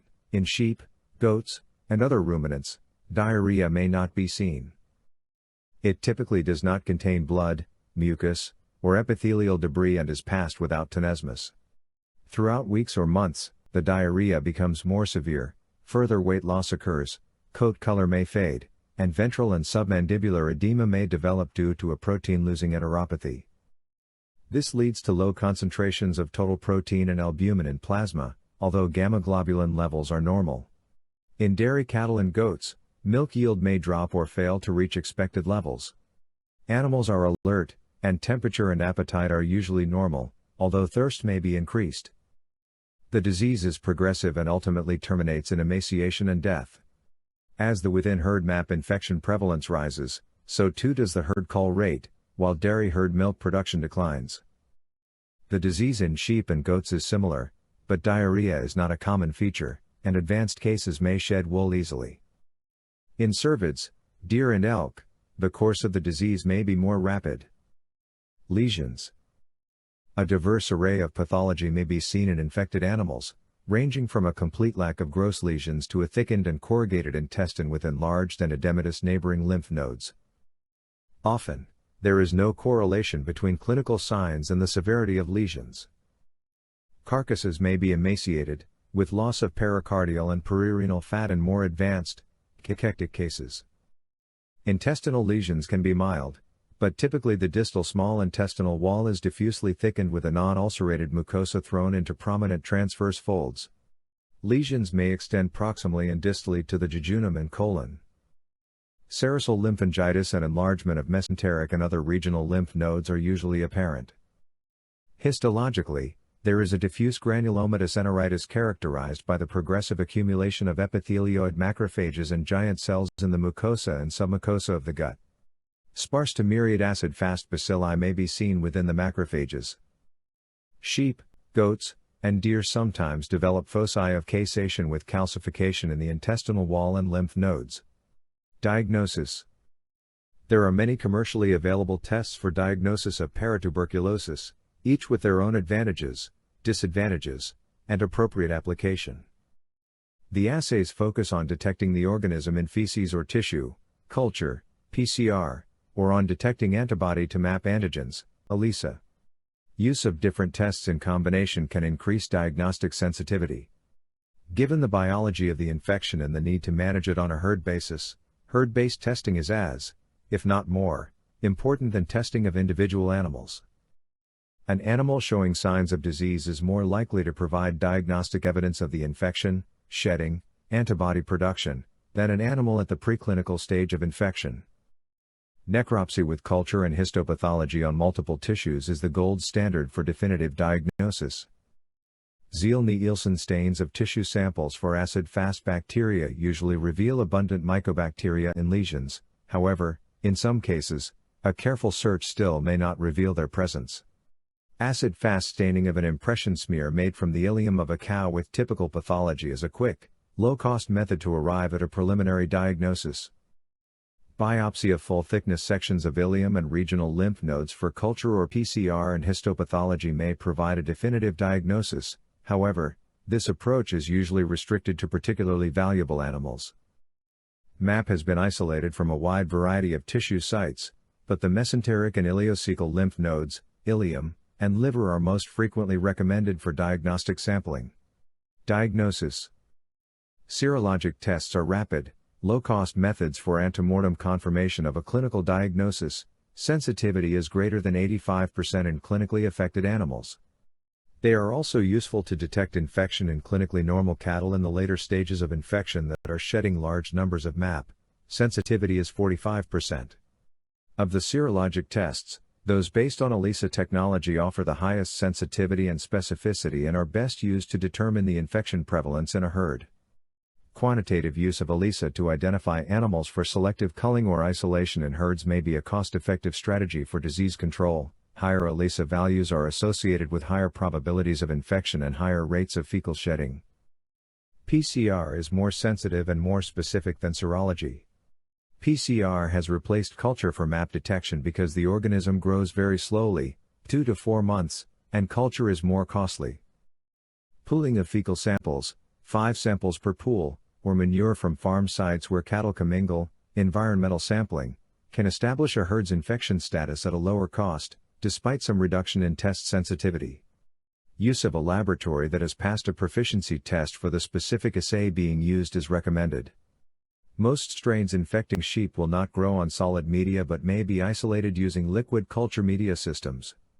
Commercial PCR kits are as sensitive and specific as fecal culture and much more rapid and less expensive. Tests of cell-mediated immunity, such as the intradermal Janin test, lymphocyte transformation test, and interferon gamma, are used more on a research basis. The genome of MAP has been described and may provide the basis for new diagnostic approaches. Tests that have fallen out of favor because of reports of low sensitivity and/or specificity are microscopic examination of Ziehl-Neilson stained fecal samples and the fourth Janin test. The complement fixation, CF, test also reportedly is less accurate than other serologic tests. The CF test is still required by many countries for importation of animals, although many of the reagents used in the CF test are made to different specifications in different countries, resulting in a lack of standardization. Prevent exposure of young animals to MAP. Identify and cull or segregate infectious adult animals. No efficient treatment is known. Control requires good sanitation and management practices aimed at limiting the exposure of young animals to the organism. Calves, kids, or lambs should be birthed in areas free of manure, removed from the dam immediately after birth in the case of dairy cattle, bottle-fed colostrum that has been pasteurized or obtained from dams that test negative, and then reared segregated as much as possible from adults and their manure until greater than 1 year old. Use of milk replacer is recommended instead of waste milk unless the waste milk has been pasteurized. A routine testing program for adults can help focus efforts in controlling the disease. Low-cost tests, ELISA, have the greatest cost-benefit for commercial dairy herds that are confirmed infected by culture or PCR. Animals testing positive, particularly heavy shedders or those that have strong positive ELISA results, should be sent to slaughter as soon as economically feasible. Retesting at least annually should be continued until herd tests indicate a low, less than 5%, infection prevalence. Because intrauterine infection can occur, more aggressive control programs include culling of calves from dams that have or develop signs of the disease. Herd replacements should be obtained from herds free of the disease, and the replacements themselves should be tested before introduction to the new herd. More general procedures to minimize fecal contamination on the farm can also help, elevating food and water troughs, providing piped water in preference to ponds, and harrowing frequently to disperse feces on pasture. Herd owners should be advised that paratuberculosis control takes at least 5 years. The formulation of MAP vaccines varies by manufacturer. In many countries, Their use is subject to approval by regulatory agencies and may be restricted to heavily infected herds. Vaccination of calves less than 1 month old can reduce disease incidence but does not prevent shedding or new cases of infection in the herd. Vaccination thus does not eliminate the need for good management and sanitation. In the goat industry in Spain and Australia, vaccination has increased productive herd life. Cattle inoculated with an inactivated whole cell, mineral oil vaccine develop granulomas, 1 to several inches in diameter, at the site of inoculation, brisket, and may react positively on subsequent tuberculin tests. Accidental self-inoculation can result in severe acute reactions with sloughing and chronic synovitis and tendinitis. There are conflicting data on the involvement of the causative organism in Crohn's disease, a chronic granulomatous enteritis of unknown cause in people. However, MAP is consistently detected by PCR in people with Crohn's disease. This fact, coupled with its broad host range, including non-human primates, indicates that paratuberculosis should be considered a zoonotic risk until the situation is clarified.